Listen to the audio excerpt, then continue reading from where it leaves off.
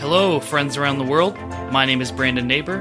Welcome to the Naberhood, where we have switched on, fun discussions with some of the most brilliant, successful, experienced, talented, and highly skilled sales and marketing minds on the planet from the world's fastest growing companies. Enjoy.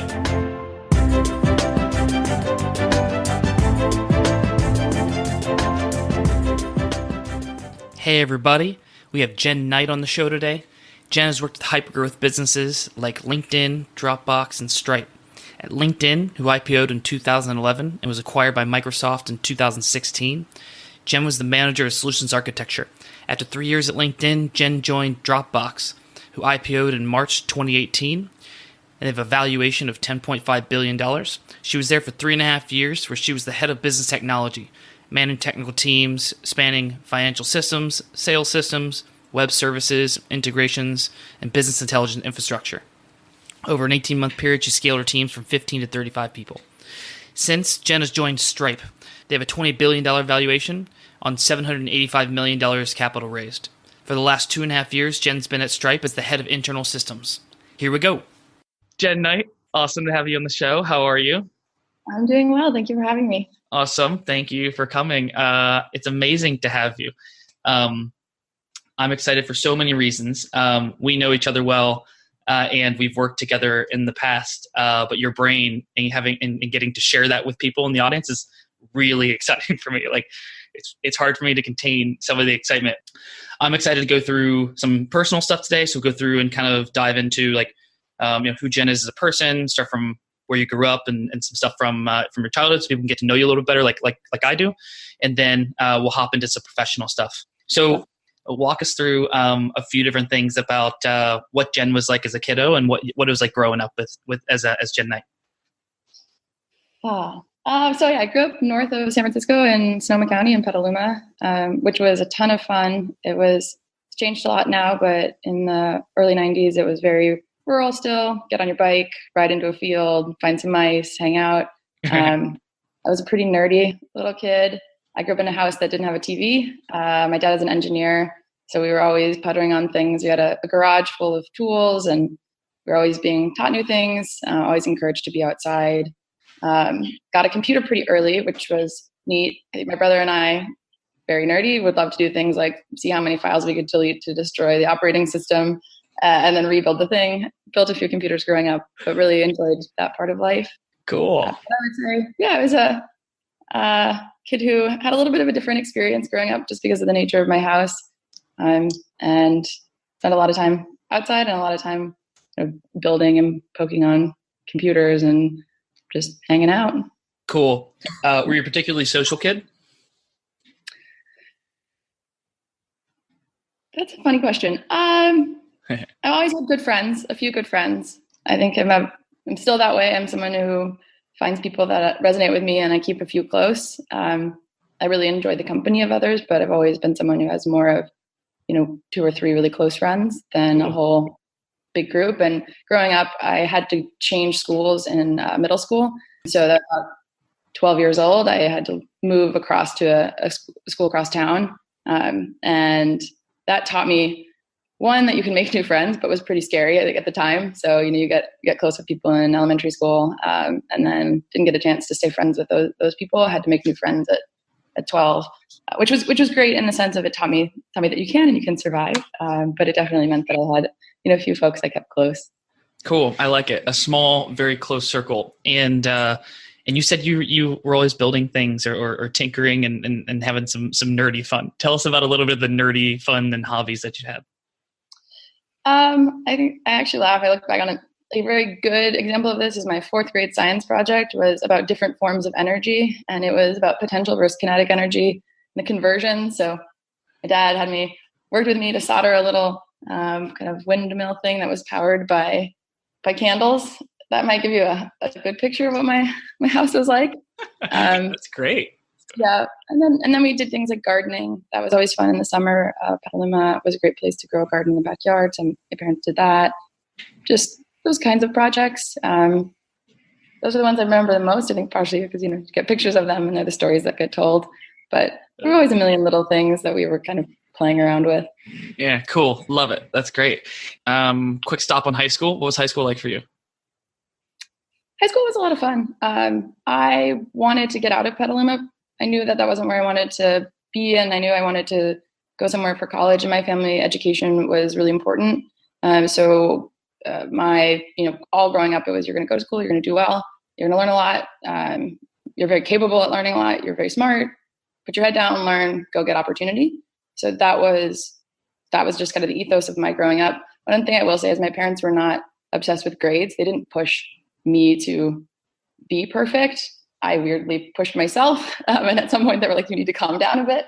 But high school was a lot of fun. I had a really close, once again, a handful of very close friends. We all encouraged each other to kind of go after where we wanted to go next. Really great study groups. It was also for me a hard time. My mom was sick when I was growing up, and she got really sick again when I was about 16. So that helped.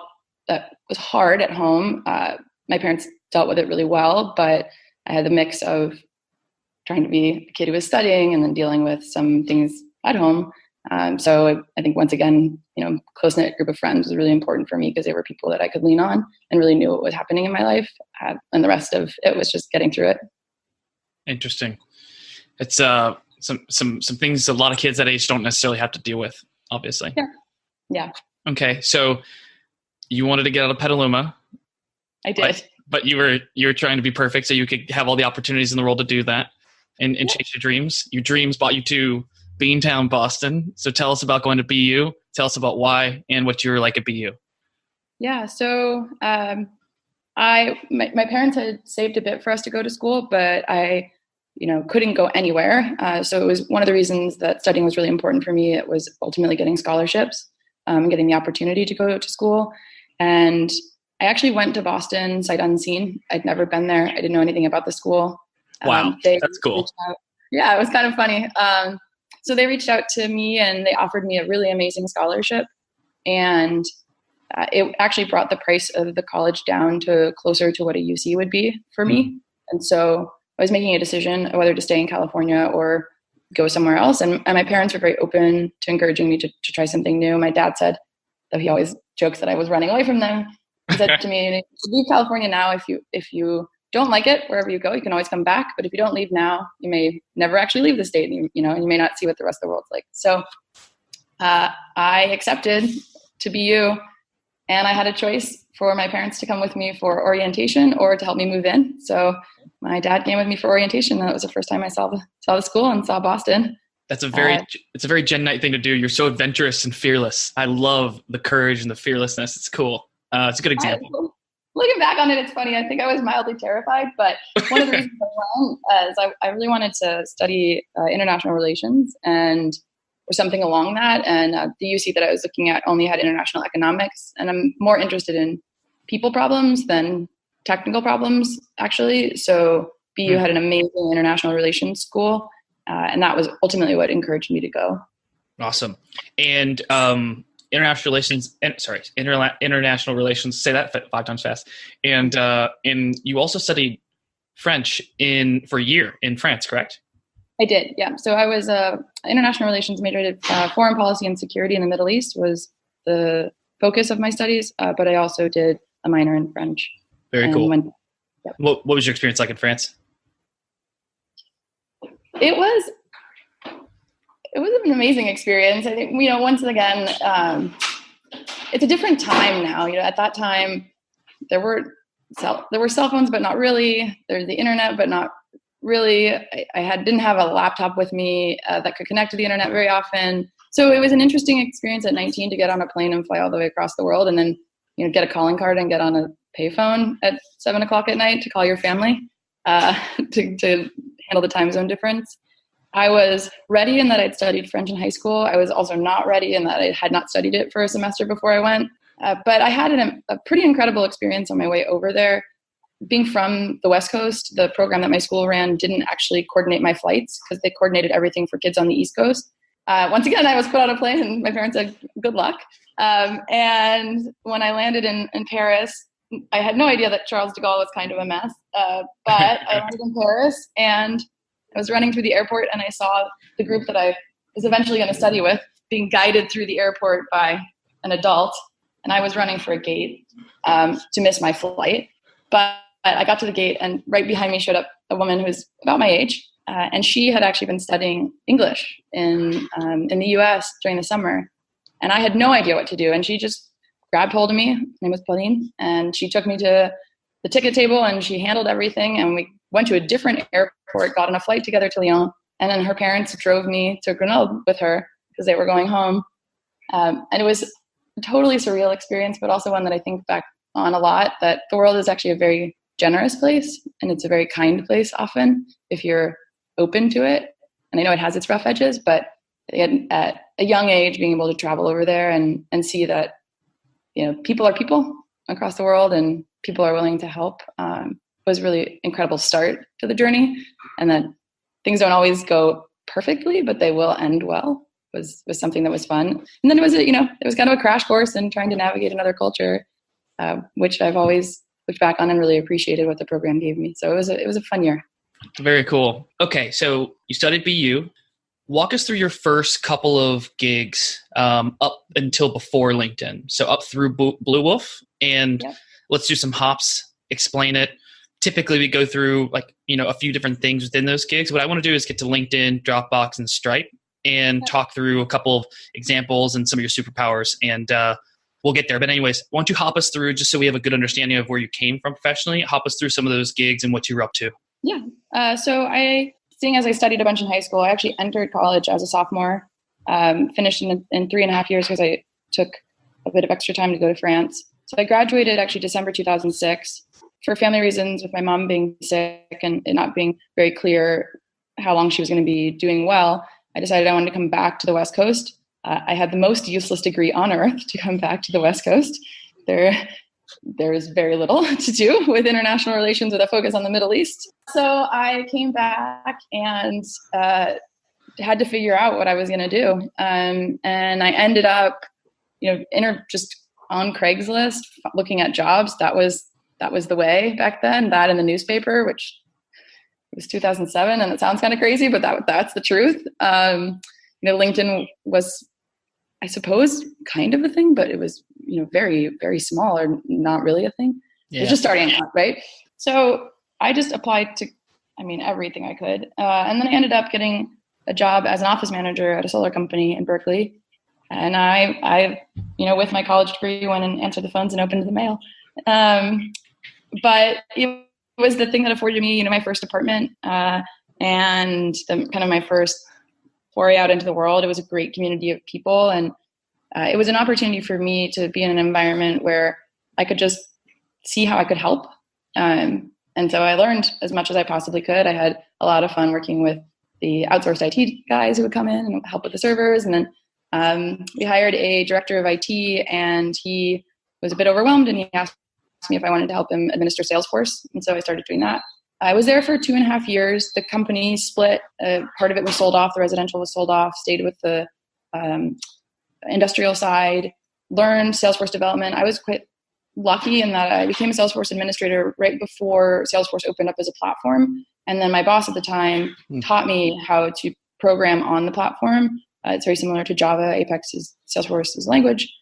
So I got to kind of iteratively roll into this platform as it was growing. Wow. And I was the first 500 administrators certified, which is I look back on it, I think it's kind of a nerdy moment in that, but just a good timing moment. I was doing that, but I was pretty stuck. And after 2.5 years, I was pretty burned out, actually. I was the only person, when the company split, I was the only person doing my role. And I enjoyed a lot of my coworkers. I have one of my best friends from that job, but I just wasn't loving it anymore. And I was too tired actually to really look for what was next and know what I wanted to do next. I decided to take 6 months off. And this was in 2008, 2009. So everyone thought I was out of my mind. But I did. And it was really fun. I moved to San Francisco. I worked in nonprofit. So I actually did nonprofit work for Salesforce nonprofit work at a women's community clinic and at an urban garden. So the women's community clinic in San Francisco and at the place that does urban gardening in Oakland, helped them set up their Salesforce instances. The urban garden one was amazing. We used Salesforce to track plants and pests and tools and acreage and all sorts of crazy stuff that you wouldn't imagine. Very cool. Yeah. So I did that. And when I moved to San Francisco, Craigslist again, my Craigslist roommates, one worked at Salesforce as a sales rep and one worked at Blue Wolf as a sales rep. And my roommate, Chris, who worked at Blue Wolf, said, hey, we're looking for developers. I know you don't, he's like, I don't think you want a full-time job right now, but do you want to come contract with us and check it out? I did some contract work. And then after probably 4 months, I decided to join full-time. And that was the first time, and one of the reasons I did it, that was the first time I got to figure out if I was any good. When you do something alone, you kind of have a sense. You're like, I knew I could make things work. I knew I could solve the problem, but I had never been around other Salesforce developers or people with technical backgrounds to understand if I was actually good at it or not. And I had an amazing group of people and an amazing support system at Blue Wolf to help me grow, and some great mentors there. So I couldn't be more thankful for them. They were extremely patient as I was plodding through things, and then also threw me at some really, really tough challenges. So I was doing a lot of the development for West Coast projects by the time I left. Did that for about 1.5 years. I am not a consultant. You know that? I love the design. I didn't love kind of flying in, building something, and then leaving it. I also didn't love being on a plane all the time. So I hadn't really known what I was going to do with myself, but I put my profile up on LinkedIn, and then LinkedIn found me on LinkedIn. Yeah, that's cool. That was how I ended up at LinkedIn. Nice one. Awesome. Okay. We got to LinkedIn.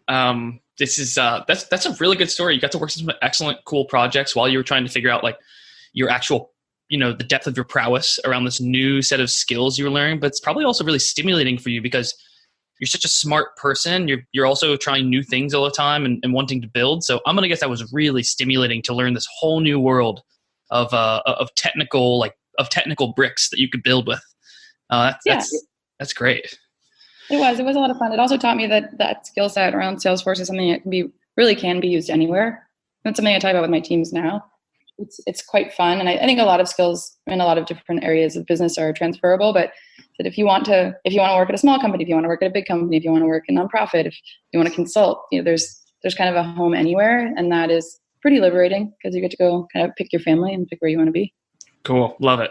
All right. So give us a quick chronology of what your responsibilities were and what you're up to at LinkedIn. And then I have a couple questions for you to follow up and kind of dig into your brilliant mind a little bit. I joined LinkedIn as the first Salesforce developer, joined a team that was in existence. There were 5 at the time, and there were 2 of us who joined, myself and a woman who was also doing Salesforce administration at the same time. So we grew to a team of 7. I still work with today one woman from that team. I could not be more thankful once again for what they taught me in terms of how to approach an environment and how to approach just work. I was the youngest by far, and I was coming down from San Francisco, and I'd come from, at Blue Wolf was a really young environment as well. So kind of that ethos of chaos and running around and experimenting and trying new things. And to go from that to a place where people were far more measured, I hadn't seen it before. So it wasn't a panic. It was, yeah, we can do this. Like, we're going to think about it. We're going to make a plan and we're going to go after it. It was really intense. We were building a ton, but it was very focused and measured. And it wasn't all over the map. And that was both due to the team that I had around me and also a lot of the partners that we had at LinkedIn. So I joined as a developer, and then I helped grow out the Salesforce technical architecture and development team over the course of my 3 years there. And so I was responsible at the end for our project work. We structured the team, and this was, our lead structured the team as a plan, build, run. So PMO, a business analyst doing the business requirements gathering. Build was my responsibility. So those were the big project work. And then run is kind of the day-to-day administration and kind of keeping the lights on, minor enhancements, things like that. My team would do both technical development, but also if there was a administrative component of configuration, we might partner with an admin to do that. Nice. Very cool. One of the questions I have for you, and this is actually a good segue into that, is can you you've had a lot of experiences, a lot of different teams. You also build a lot of different teams with LinkedIn, Dropbox, Stripe. You could go across this if you need to pull experiences. But what is is that the typical anatomy of a internal business systems and tools team? Or if it's not, what is typical anatomy? And can you give us a little bit of a breakdown? Yeah. So those functions are the three behaviors that you see across the board. Right? Alex, who was my manager at Dropbox, said way back in the day, and of course being young, I was like, oh, Alex, it's people, process, technology. And that is true always. So do you have the partner? Does the partner know how their process is articulated? Do you understand how to reinforce and support or automate or speed up or whatever you're trying to achieve that process with technology? And so the way that, and then there's the kind of iterative, like continuing to keep that alive and continuing to improve it. So if you think about, and I think about the world in that framing all of the time now, that's how we approach it. And so our team is staffed for each of those areas. The plan side is always about, let's sit down with the people we're partnering with and let's understand their process. Now that team on my team is responsible for really understanding the business partner's process and then starting to think about who do we need to engage with from the technology side to support that process. Then the build side is the actual team that's saying, okay, now I've got the process. How do we empower this with the tools we have, or what tools do we need to go buy? So those functions and run, of course, being the day-to-day maintenance, those functions always exist. They are not always carved out as specific teams because depending on size, you just don't have the resources. When I joined LinkedIn, we were all, each one of us was a little mini plan build run. There were only 7 of us and we were supporting a lot. And so we would go sit down and get the requirements and then we would go off and build something and then we would be the one who kept it alive. And then eventually when you got like a little bit burned out on that area, you'd switch it to one of your other team members. So I ended up with sales development work because April was done thinking about that problem statement and we would kind of cycle through. But those kind of pillars exist. They just evolve, and how you structure the team varies quite a bit. There is not a perfect way to do that. I think it depends a lot about where the organization is, what they're valuing at the time, and then who do you have on staff. But the core behaviors have remained the same across LinkedIn, Dropbox, and Stripe. Okay, that's awesome. While we're on LinkedIn, can you explain what LinkedIn does extremely well from a systems, tools, and building leverage resources? And when you do that, could you lean into some of the things you do really well from a sales and marketing perspective? Because I think the audience is going to want to understand each one of these businesses, both what they were good at, why that's important, and how do they do it.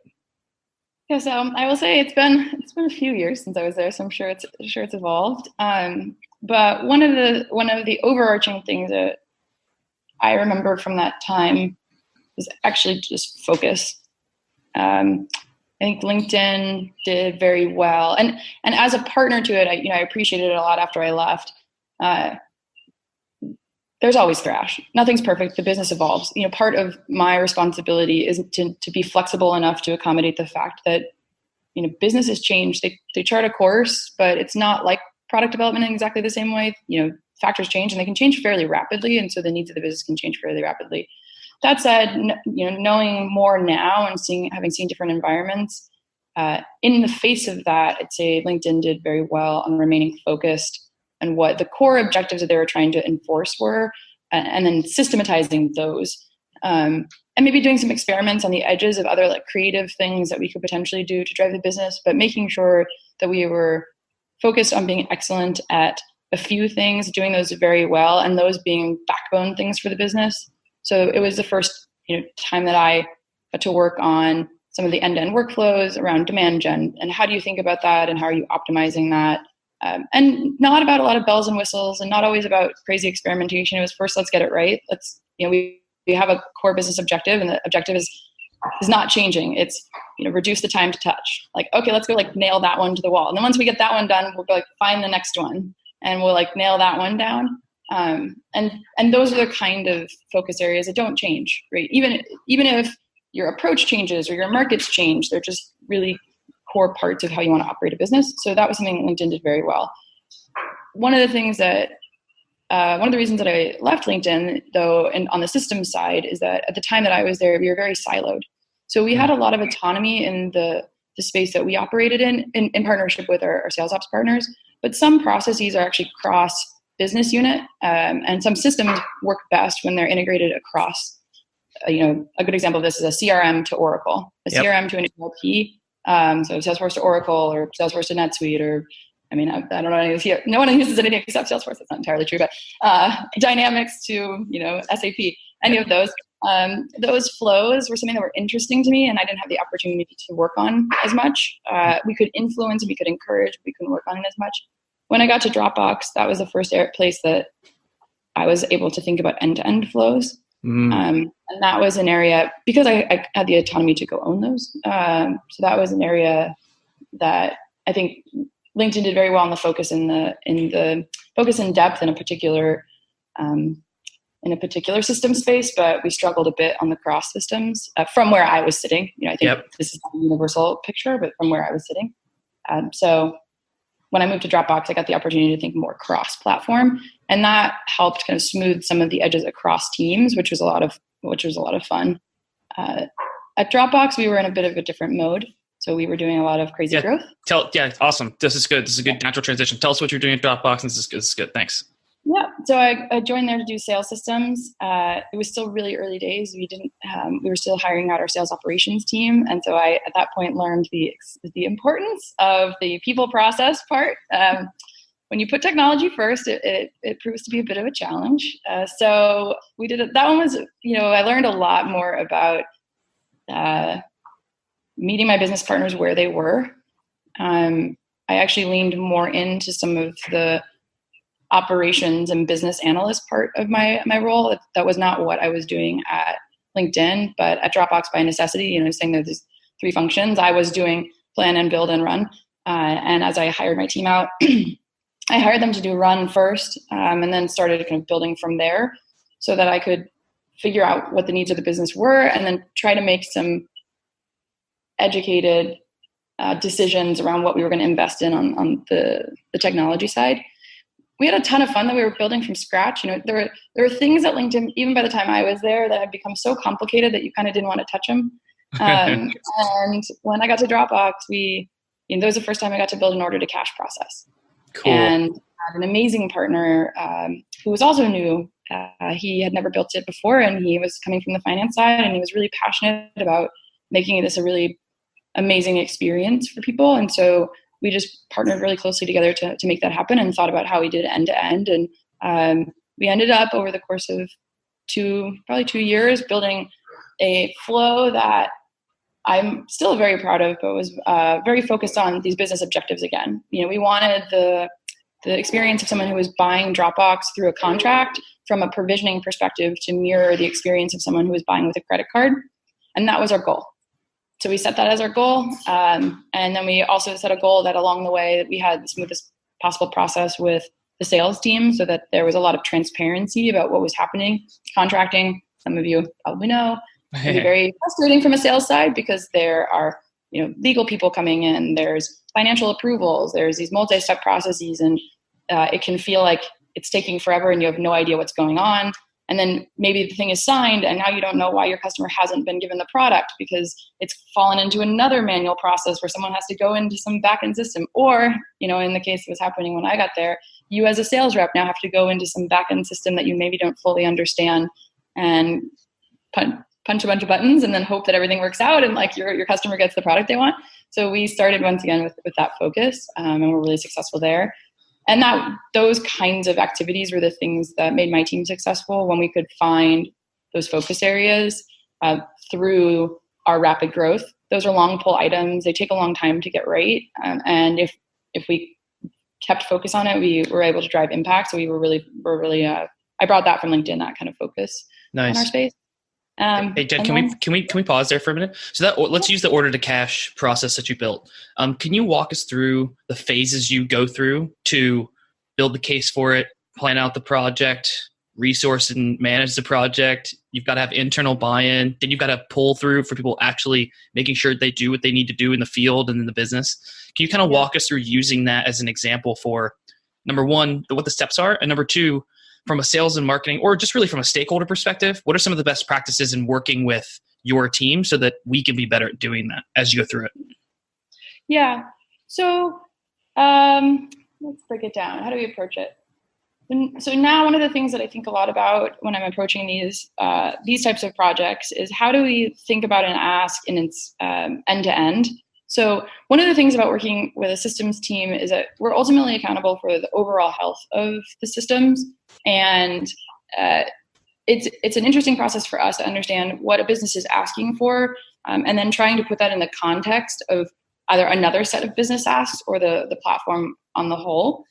We also have situations where there are multiple stakeholders, and order to cash is a good example of one. Kind of the demand gen flows is another good example of that, right. Where as a business owner, or as maybe a sales manager, you're in your mind thinking, it's taking too long for my teams to get contracts out the door.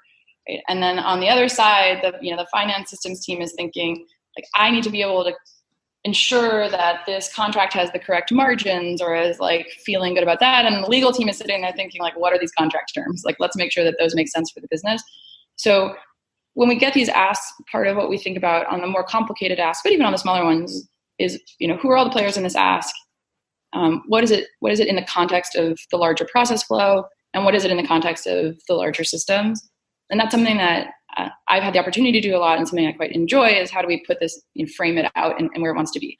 The other thing that we need to do on our side is think about how we get from point A to point B, and can we do it in one shot, or to your point, does it have to be kind of a multi-step process? And some of these things are quite complex, and so we're not going to win it all at once. So for us, starting with that problem statement, and then working through with our business partners an alignment on the overall problem statement, what we ultimately want to achieve, and then agreeing on how do we iteratively get there. So what are interim wins along the way are something that we benefit from, and we benefit from that partnership. In terms of resourcing and pulling the thread, I think I'd say it varies wildly depending on your circumstances.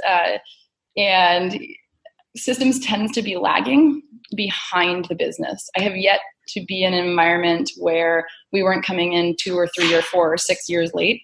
It's just the nature of it. I think SaaS has it has this sheen on top of it where you're just like, oh, I can just get a Salesforce account and probably have one person manage it, and it's going to be okay. Like it's easy, right? And actually, that's not wrong for a period of growth. But then when you start to get into these more complicated asks, or you start to get into architecture questions, or you start to need to do development, then that tool becomes something quite serious to take charge of, and you need a team that is dedicated to it and experienced. I talk to folks about this a lot, where there's a whole period of time where you really just go experiment, like try to find your way. You don't need to hire, you don't need to hire a technical architect and a full team and everything like right out the gate. But as your business starts to take off and you start to have those needs, having an experienced person who's seen it before come in can really help you figure out what you want to navigate over the course of the next 2 years. So I think the resourcing thing, it's very varied. But if you want to tackle a more complex workflow, or you want to kind of really empower a part of your business, that's the point where you start to think about these dedicated resources. Right. And that's the point I'm looking at. For my team, when I come in, I survey the landscape. What are our biggest challenges? What do we want to think about? And what are our business partners talking about? What aren't they talking about that is probably going to doom us anyway? And then how do we line those up? And what kinds of resources do I need? Do I need a lot of business analysts? I might need a lot of business analysts right out the gate, because I may need to spend time helping the business articulate their ask. That actually is a weird one. Often I work with business partners and they're kind of like, where's the admin and where's the developer? And I'm saying, well, those are execution folks, and you want a partner right now who's going to help you think through your process and then make sure that we're reinforcing the right behaviors. So I'm going to actually get business analysts to define that. And then once we have those definitions, we have a bunch of different levers we can pull in terms of execution. I personally enjoy building teams that are really dedicated to the business. So we always have a mix of technical and BAs full-time on the team. Yep. Most of our projects, the big ones, take 12, 18, 24 months. So you really want someone who is excited about the end-to-end and will build the continuity. But there are amazing partners who will come in and help you with resourcing. And we also pull that lever a lot on our team. But we do it in the context of making sure that we have the business requirements anchored and we know what we're going after. So I think to kind of rewind back to your question on how we approach these things, what's important for us is understanding what we're solving and being able to really work with the business to understand what their objective is. And if it's a project where we know it's going to take more than a quarter or more than a month to go after, making sure that objective is something that is very solid. And that's what I was talking about earlier, right? Your objective being speed to lead, your objective being speed to contract, your objective being, I don't even know, there's those kinds of objectives where even as time passes, we're going to keep after that. Right. Also help make sure we feel successful together over the course of the year or two it takes, and that we can measure our progress against it. The failure modes that I've seen is when we don't know what we're solving for, and instead we get the kind of partnership where it's, I need this field, I need this thing, I've already solved it for you. Like, just go build it. We can do that. The probability that it will ultimately build into the kind of system or process that we both want together is not super high. And sometimes those are like, sometimes on the margins, it's okay. We'll put in a field, we'll kind of get going. We are here to empower and enable the business. And that's something that I talk about with my teams quite a bit. Like, our responsibility is to empower the business. And so we should understand where they're coming from and then try to get them there. Ideally, we do it in partnership, in process and solution design. Sometimes we just kind of have to crank. So cool. So that was an awesome answer. I love it. It's almost like you read it out of a book. So, and maybe you wrote the book. So, one more question, and then we'll move on to Stripe, because you already gave an example with the order to cash, and that was great. Actually, two more questions. You mentioned a couple things that Dropbox was doing well, but like, what is something they do? What's like the one thing you think they do extremely well from a business systems, internal business systems and tools, leverage resources that they're building, et cetera? What's one thing they do like world class? Why is it important, and how do they do it? An interesting question. I mean, LinkedIn was focus. If you had to say it in a few words, like, Dropbox is obviously world class at a few things. So what I would say, and it was very different, its approach. When I got there, so like I said, I started to do sales systems, and I got to grow in my role and pick up other teams. And so that's where I learned about finance systems and ended up taking that over and building that. I'd say maybe the flip side of what I was experiencing in terms of rigidity at LinkedIn, Dropbox had an environment where if you wanted to go tackle a problem and you could rally your resources around it and you could kind of get the team together, we could go tackle the problem. That was like super, super fun.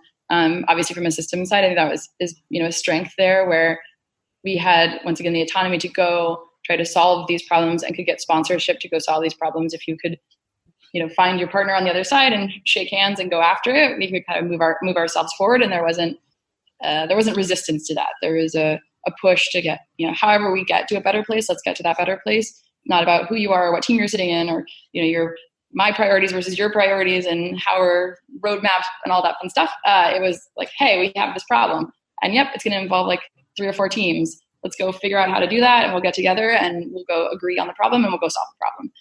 And so that was one of the things that helped us build some of this very cool stuff and these experiences that, I'm really proud of the teams that did that, because we thought about not ourselves, we thought about what we wanted to achieve both for our internal customers, but also our external customer experience. And we're able to drive to that, even when it wasn't easy, even when we weren't aligned on exactly how we planned. That was something that we did really well there. And I think the culture of the company of empowering, people within the company to go tackle those kinds of problems made that successful. Do you have any idea like how they did that within the culture? Like, maybe it was like 1 or 2 things that empowered people to be able to go solve those problems and have that autonomy? It was that way pretty much from day one. I mean, so there's a flip side which kind of anyone could kind of buy anything, right? Which has its like on the system side is its own like special kind of crazy, but. There wasn't like a specific tenant that we followed. There wasn't anything like that. The one thing that Dropbox also did well, and LinkedIn had this, but they expressed it in a different way, was this concept it's called a cupcake there, which is let's have fun together in this. Cool. And so I think that empowering you to kind of go out and like build community, build team, and have fun with it was something that Drew and Arash really instilled. But there's not a like phrase or a specific behavior other than encouraging an environment of community and communication. And through that, you could go find your people and kind of find your path. Yeah, it makes a lot of sense, and it's extremely empowering. I mean, I felt that when I was at Dropbox as well. But Cupcake, it's a really good thing to add, like having fun while we're doing it and working on cool shit like together. That's pretty cool, and that's a good place to start for all the stuff you want to work on versus just what's necessary or having a less creative mindset around it or vantage point. Awesome. All right, let's move on to Stripe. So you're leaving Dropbox, you're heading to Stripe. Why do you make the jump to Stripe, and what are you up to there right now? So. It's been a progression of scope, actually. Something that I love my job because I get to be incredibly nosy and learn everything about kind of the back end operating of a world. So at LinkedIn, I got to learn so much about how sales and marketing think, what they prioritize, personalities, kind of what's top of mind, what are the pressures, what are the challenges. I mean, I knew it because I actually interviewed for some sales jobs. I will never be a salesperson. That is such a hard job.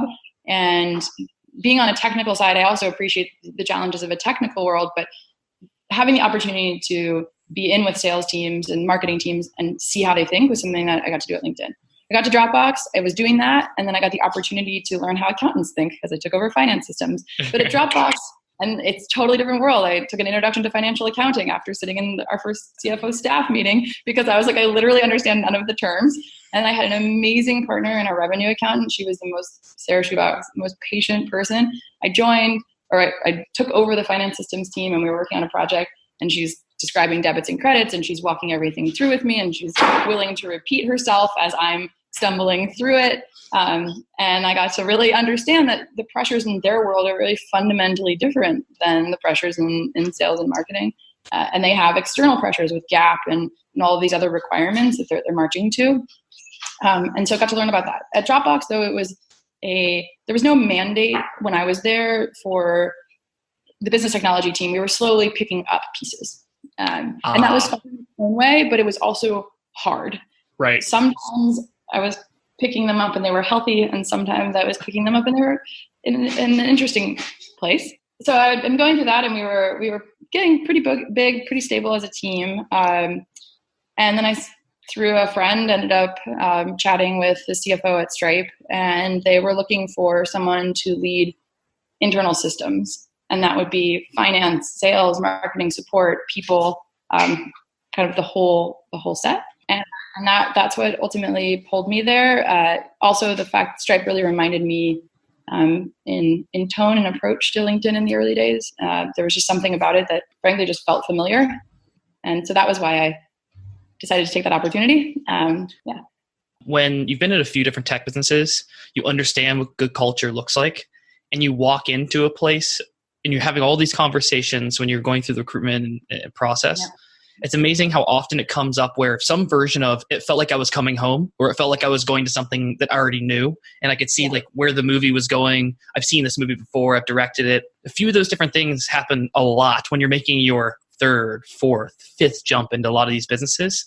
You start to get a really good sense of the bullseye for what you want as well. Maybe I'm ahead of my skis on that, but it sounds like that's what you felt as well. Yeah, I think that's very true. I think at some point, I think there's always, everywhere you go, you learn, right? Every situation you're in, you learn. And you learn what works for you and what doesn't work for you. And it's not even a judgment call. It's just part of who we all are and what makes us happy. And, we find our people and we are successful with our people. And hopefully we get an opportunity to meet many, many people of many different approaches. But I think at the point that you're talking about, for me, I think about the fact that of all the three places that I've been in, these that are roughly similar shape, they all have the same problems. So you're actually solving the same base problems very frequently. And can you run through some of these as you're thinking about them? Yeah. So actually, one of the reasons I talk about order to cash is that's a problem for everyone everywhere. It's a really complicated, really tough flow. It's hard to get right. It's really frustrating when it's not supported. And that's one that I've seen everywhere as a challenge. Data models. Everyone gets their Salesforce data model wrong. Everyone. It happens. One of my first projects at LinkedIn was fixing the data model. One of my first projects at Dropbox was fixing the data model. They can be really hard to fix. You're like, that sounds simple, but you put the wrong data model in place and then you lock it in place with a bunch of integration and a bunch of automation, a bunch of tooling. So by the time you get to the point where you need to roll it back, you have to roll back a lot Yeah. to get back to that business. You've duct taped and scotch taped and glued everything together, right? Yep. So in order to do some data model work at Dropbox, it took me 12 months to rewrite a piece of code that was running on a Python script under someone's desk, so that we could unlock it. You know, there's that kind of work. The exercising the capability and the muscle around planning your systems change.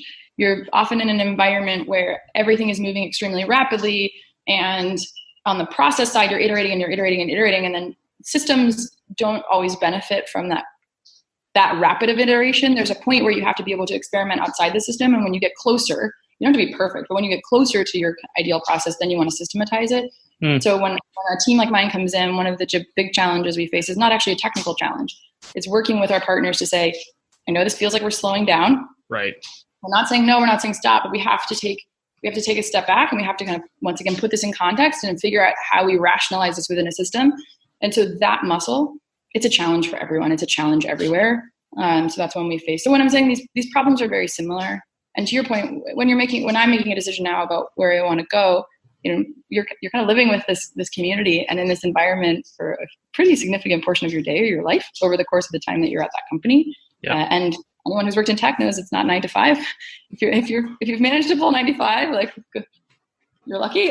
So you're probably spending, you know, most of your waking hours for several years in that environment, and that being one that you feel supported in, feel excited to go to, that resonates with who you are and where you are in that moment in your career and your life, I think is incredibly important. You can't always get it right, and you're gonna find an environment that isn't the perfectly resonant one.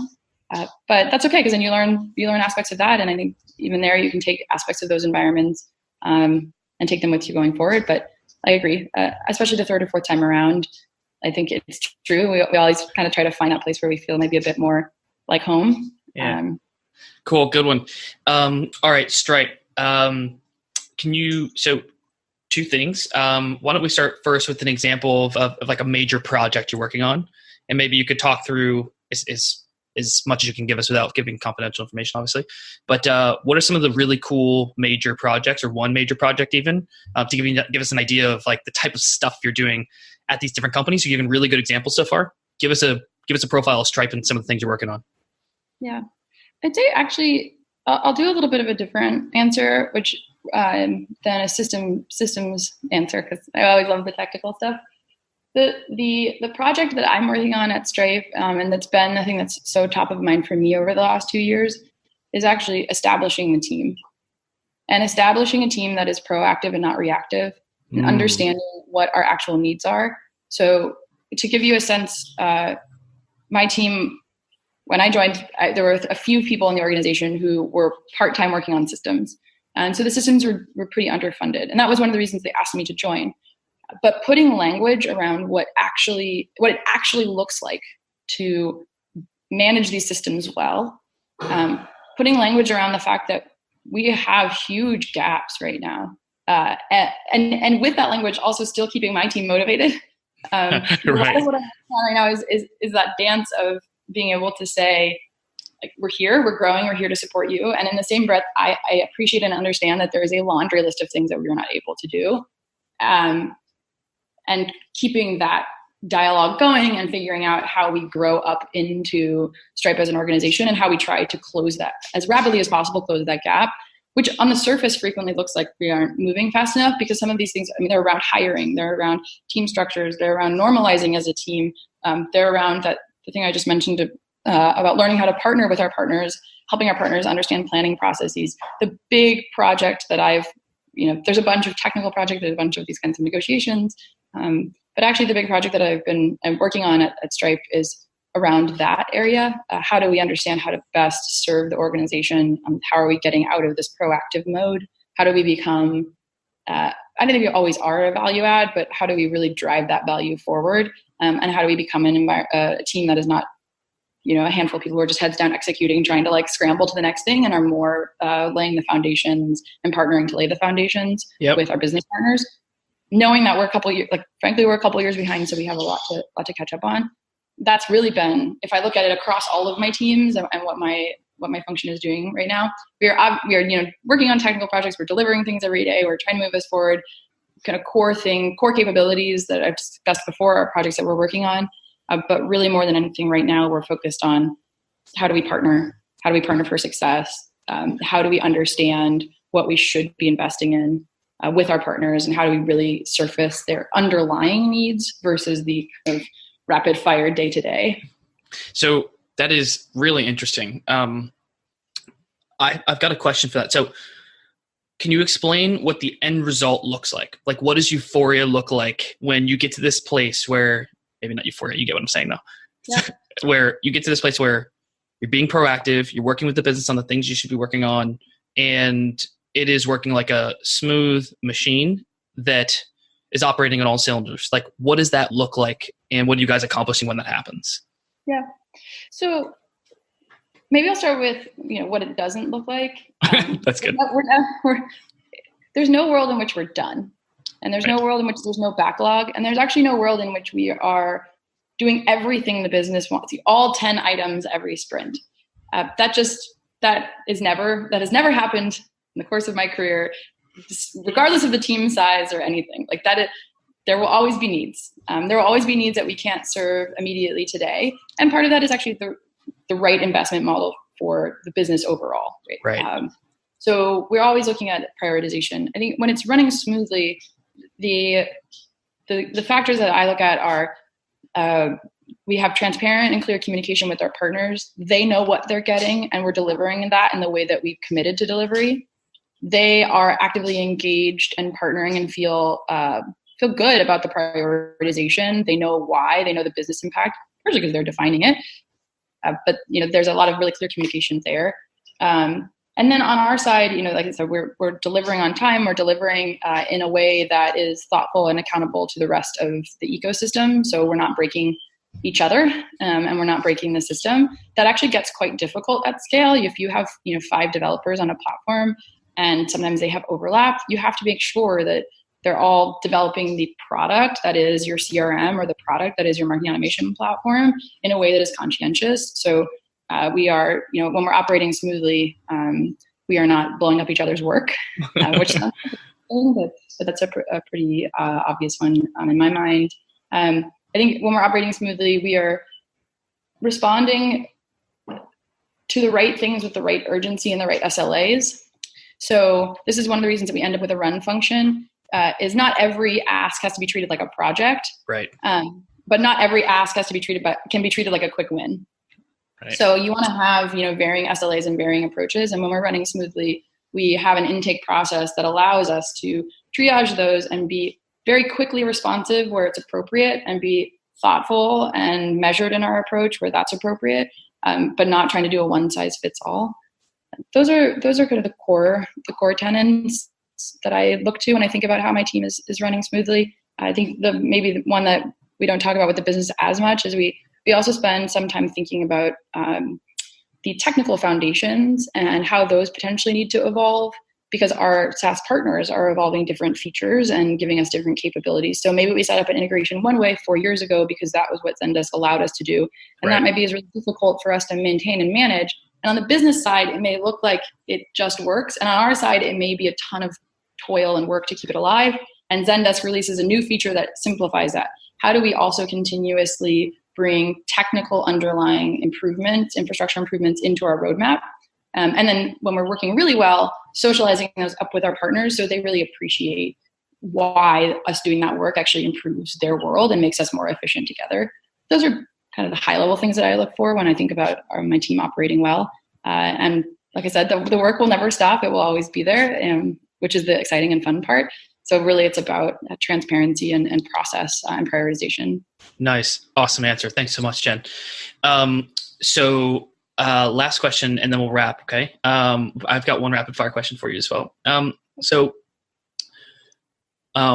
One of your many superpowers that you've alluded to a little bit throughout your answers, but is as you're going through every single one of these projects and all of your decisions, thinking as an end-to-end process thinker, where you're keeping the big picture in mind while you're able to zoom in and out of the details and the different requirements, and how do all these things stick together over an entire project over a sustained period of time. How do you bring stakeholders along with you in that journey? Because you're saying no a lot, you're saying yes a lot, you're saying no a lot more than you're saying yes, and you're also telling them, hey, please wait. Being a sales and marketing operator myself, I know that we could be impatient every once in a while. So how do you bring stakeholders along in those conversations? And what are some of the best practices you use for communicating with stakeholders? Because you're so good at that naturally, but that is not necessarily a sales and marketing operator's forte as they're thinking about, just what they want to do for that quarter or that half or that year. Yeah. So I've had a couple different approaches. I think once again, it's an interesting one that you say. It's a strength that I can think that way. And sometimes one of my weaknesses is getting it out of my mind and onto a piece of paper. And so what I've gotten better at over time is making sure everyone who knows me knows I love a whiteboard. I actually don't think that most people in these complex scenarios, there's a few of them that can, if you describe it with words, actually can follow along. That's a good point. I'm one of like, if someone starts, if I focus extremely hard and someone is describing something, I can usually think that I've understood. But sometimes when they put it on the board, I realize actually I didn't. So one of the techniques that I use, and I actually encourage kind of everyone on my team to do, and I encourage our partners to do, is write it on the board, write your process on the board. On our side, we'll write then the system on the board. And let's all look at it and then talk about the areas that we don't understand or talk about the areas where we want clarification. In our side, when I start to think, okay, here's our end-to-end process, now we have all these systems, helping people come along, part of it is by laying out, here's the areas that, maybe we're going to be able to accelerate quickly. And here's the areas where I either don't have complete control, I'm going to have to negotiate with a partner, or is technically complex. So let's look at the whole thing end to end. But starting that visual from the process, and it doesn't have to be elegant. It doesn't have to follow all the fancy flow chart, actual diagrams. I do love that stuff sometimes, but, get a pen out, sit down together and make sure that you both are actually speaking the same language, and then that your priorities align. So I might get really passionate about some part of the process that somewhere else I've seen be really interesting, and that might not really be what you're passionate about. Or I might be able to bring some insight because I've seen this at a larger company. I can say, hey, 2 years, we don't have to face it today, but 2 years from now, we're going to need these kind of controls. I'm telling you that I want to build this foundation in today because I'm looking forward. Do we agree that that's an okay thing to do? But even get it out of your mind, get it onto a board. That's a huge one. Then, like I said, on the transparency side for our team, we have milestones. We are sending out sometimes weekly or biweekly updates on how we're progressing against those phases of the project. We're checking back in. What has changed? Have our priorities changed? Have some of them kind of more micro points within the plan? Do we need to adjust? Have we learned something new that's going to shift something out? Those are the muscles that we exercise. But I think the first and most important thing is, can we all get in a room and can we look at this thing end to end? And are we speaking the same language? And I'm not going to say it verbally to you. I'm going to show you. And then, pull out a pen and mark it up and tell me where it's crazy, or tell me where it doesn't work, or tell me where your world is different. And that way we on my side of the house have the context of where you're coming from. And you on the business side can understand how we're thinking about the approach, and no one is surprised. Nice. That would be the tactic that I think about a lot. Last question, one rapid fire question. So I ask this to people on their birthdays every single year. Most important learning or lesson you've acquired professionally in the last 12 months? In the last 12 months, I would say I've always been a patient person. But in the last 12 months, I've actually gotten much better at learning how to be both patient and persistent, which is a kind of a weird abstract learning. So I'll give it that. But in environments where a lot of change is driven by influence or cross-team collaboration, and everybody is under a lot of strain and under-resourced in their own way, figuring out how to navigate that in a way that continuously feels constructive is not something that I would say was my strength in the past. I am definitely someone who likes to get things done, and I'm a bit principled in my approach.